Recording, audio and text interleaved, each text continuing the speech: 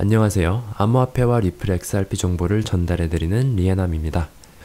현재 암호화폐 시장은 큰 변동 없이 순항 중이라고 할 수 있겠습니다. XRP는 근 며칠간 80센트를 유지하면서 여러 차트 분석가들이 이 삼각 수렴을 상향 돌파했다, 21선과 51선의 교차가 이루어졌다 등의 굉장히 긍정적인 시그널을 포착해내면서 앞으로 몇 주 동안의 상승에 대한 기대를 내비치는 상황입니다. 차트는 제 전문이 아니기 때문에 그 점 알아주시고, 제가 자주 보는 차트 분석가 유튜버 코인스키드 유튜브 링크 달아놓겠습니다. 자, 오늘은 리플 XRP에 관한 여러가지 오해와 진실들에 대해서 알아보는 시간 가져보도록 하겠습니다. 리플 XRP에 대해서 처음 알아가시는 분들도, 그리고 저보다 오랫동안 홀딩하신 분들도 아시겠지만 인터넷상 모순되는 정보가 가장 많이 떠돌아다니는 코인이 바로 XRP죠. 재밌는 건 믿기 힘드시겠지만 이 모든 논쟁의 근원을 추적해보니 2012년 돈을 받고 XRP에 관한 잘못된 정보를 퍼뜨리는 사람들이 있었다고 합니다. 출처는 설명란에 또 달아놓겠습니다. 자, 그러면 현재까지 XRP를 둘러싸고 있는 가장 큰 논쟁 3가지를 골라 제 생각을 말씀드리겠습니다. 참고로 컴퓨터 전공이 아닌 저로서 최선을 다한 것이기 때문에 시청자분들 중에 개발자분들은 조금 너그럽게 봐주시길 부탁드리겠습니다. 첫째, XRP는 중앙화된 코인이다. 지금도 여기 보시면 트위터엔 XRP가 중앙화된 코인인가에 대한 이야기로 가끔씩 떠들썩한데요. 제가 결론부터 말씀드리자면 XRP는 엄밀히 말해 탈중앙화된 코인입니다. Decentralization, 탈중앙화의 사전적 의미를 보시면 한 기관이 아닌 여러 기관에게 어떠한 조직이나 활동에 대한 통제권 분배가 이루어지는 것을 탈중앙화라고 하네요. 그러니까 어떤 코인의 네트워크와 거래에 대한 통제권이 분배되어 있다면 그 코인은 탈중앙화가 됐다고 말할 수 있다는 겁니다. 그럼 과연 XRP 레저는 이 사전적 의미를 충족시킬까요? 지금 보이시는 이 하나하나의 블록들이 XRP 레저에 기록되는 거래 내역들이 담긴 블록들이고, XRP의 탈중앙화는 바로 이 블록들을 누가 인증하고 검증하느냐에 달렸다고 보시면 됩니다. 여기 보시면 현재 총 147개의 발리데이터들이 바로 그 검증 작업을 하고 있네요. 네트워크 통제권이 바로 이들에게 분배되어 있는 건데요.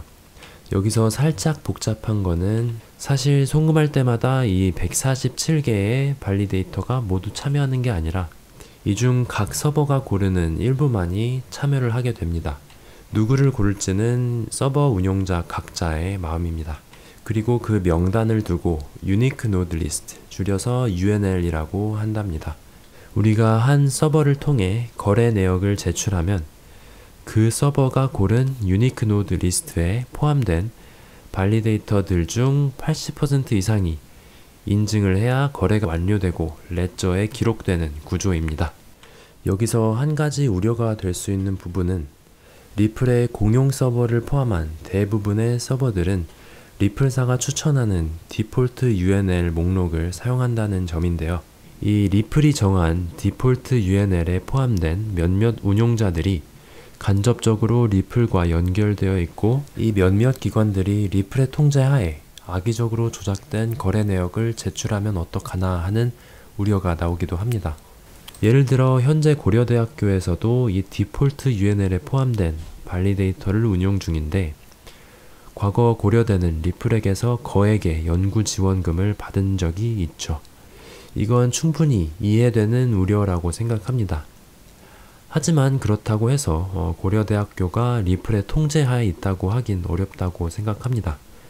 리플이 고려대학교의 발리데이터 운용을 이제 와서 금지할 수도 없고, 이 둘 혹은 다른 기관까지 편을 먹어서 악의적으로 잘못된 거래 내역을 제출하려고 할 시 다른 발리데이터들에 의해 발각될 가능성도 높고, 발각됐을 시 그 정체가 너무 확연히 드러나 있기 때문에 이들 중 80% 기관들이 편을 먹어서 사기를 칠 가능성은 낮다고 볼 수 있겠습니다.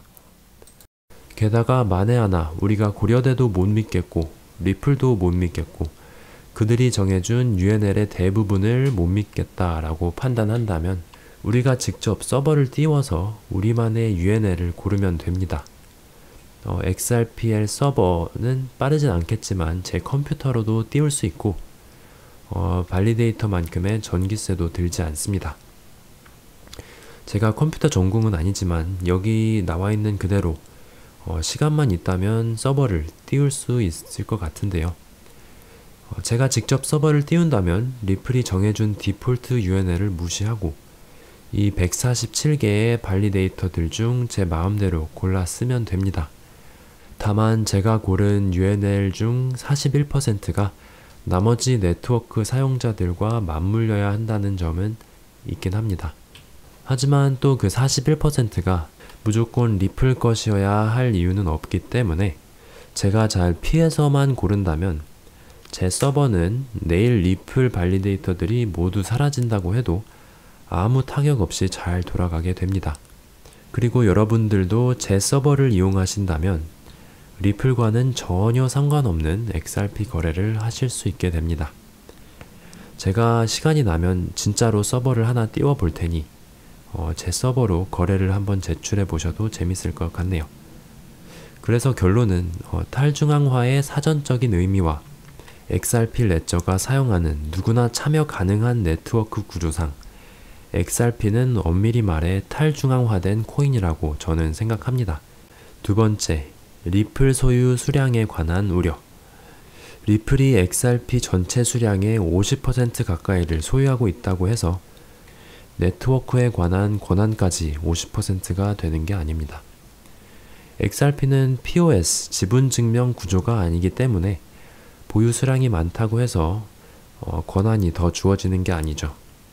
리플이 자신들의 수량을 다 팔아버리면 어떡하냐는 우려도 이해는 가지만 한 달에 1빌리언씩만 풀리는 에스크로 특성상 한꺼번에 팔아 제낄 수는 없습니다. 게다가 리플이 매달 에스크로에서 나오는 모든 수량을 팔아버리기 시작한다면 우리 홀더들의 입장에서는 좋을 게 없으니 투표를 통해 리플의 에스크로를 아예 없애버리면 됩니다. 그러니 리플 입장에서는 얌전히 자신들의 비즈니스를 해나갈 수밖에 없는 그런 구조입니다. 자, 세 번째, 리플 XRP는 소위 은행을 위해 만들어진 코인이므로 은행에서 멀어지자는 취지의 블록체인으로서의 의미를 잃었다라는 주장입니다. 그렇지 않습니다. 은행 간 송금에 있어서 XRP의 상용화는 오히려 거대 은행들의 독점을 막고 그 힘을 빼앗아 소형 은행이나 소형 회사들에게 나눠줄 수 있습니다. 제가 얼마 전 캐나다에서 한국으로 송금했었는데 송금 비용만 50불이 들더라고요. 근데 이 50불이 대부분 어디를 가냐 하면 제가 쓴 은행도 아니고 한국에서 제 돈을 받는 은행도 아니고 그 중간에 있던 더 큰 대형 은행들이 아무것도 안 하고 놀면서 수수료를 야금야금 떼먹은 거죠. 제가 그 미국의 대형 은행을 쓰지도 않았는데 그 은행은 돈을 버는 겁니다. 그에 반해 XRP가 국가 간 송금에 상용화됐을 시에는 제 캐나다 은행과 한국에 있는 은행이 직접 연결되어서 송금이 가능한 구조가 되고 그게 바로 대형 은행들의 송금 시장 독점을 빼앗는 겁니다. 그런 의미에서 XRP는 현재 은행 시스템의 중앙화를 없앨 수 있는 가장 유력한 후보고 그래서 대형 은행들이 좋아할 리가 없죠. XRP에 관한 안 좋은 소문을 퍼뜨릴 동기를 가장 많이 가지고 있는 기관이 바로 이 대형 은행들이 아닐까 조심스레 짐작해 봅니다. 자, 그럼 여기까지 XRP를 둘러싼 가장 큰 논점 3가지에 관해 말씀드렸는데요. 특히나 XRP를 최근 접하게 된 분들한테 도움이 많이 됐길 바라고 베테랑 홀더 분들에게도 좋은 복습이 됐기를 간절히 바라겠습니다. 자, 그럼 마지막으로 오늘 나온 제법 큰 뉴스 한번 짚어보도록 하겠습니다. 호주은행 NAB와 캐나다은행 CIBC가 파트너십을 맺어 서로 간의 국가 간 송금에 리플넷을 사용할 것이라고 오늘 발표했습니다. 그러면서 이번 파트너십은 실시간 송금과 더 나은 보안, 그리고 효율성을 가져다 줄 것에 대해 기대하고 있다고 말했습니다. 이들은 세상은 빠르게 변화하고 있고 매일 새로운 금융기술들이 나온다는 것도 알고 있기 때문에 시대에 뒤처지지 않고 오히려 선수를 치기 위해 이런 혁신적인 파트너십을 맺었다고 하네요. 거짓말 안 하고 우리 집 앞에 CIBC가 있는데 호주에 거주하시는 분이 계시다면 저한테 돈 좀 보내주세요. 부탁드리겠습니다. 농담이고요. 여러분들의 의견 댓글로 남겨주시고요. 구독과 좋아요 잊지 말아주시고 앞으로도 도움이 될 수 있도록 노력하는 리에남TV 되도록 하겠습니다. 감사합니다.